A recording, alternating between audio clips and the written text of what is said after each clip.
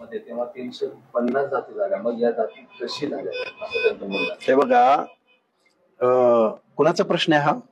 मनोज जरांगे पाटील. हा, त्यांना मुळात ह्या ओबीसी मंडल आयोग तो कधी इम्प्लिमेंट झाला, पहिल्यांदा किती जाती होत्या, त्यानंतर एक्सक्लुजन इन्क्लुजन साठी स्टेट बॅकवर्ड कमिशन आहे ना, कुणी घातल्या, कशा घातल्या, अचानक नोंदी आल्या, हे काही बोलतात.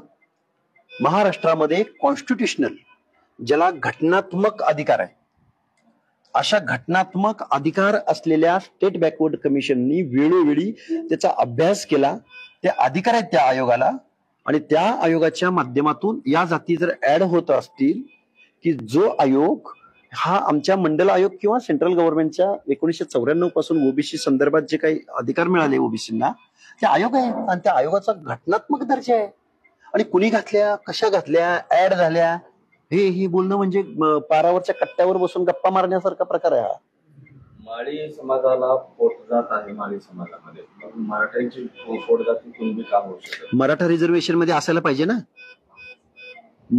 कुणबी रिझर्वेशन मध्ये आहे म्हणून मराठा समाज रिझर्वेशन मध्ये घ्या म्हणण्यापेक्षा माळी समाज आहे ना त्यामध्ये, मग माळ्यांच्या पोटजाती येणारच ना. तुम्ही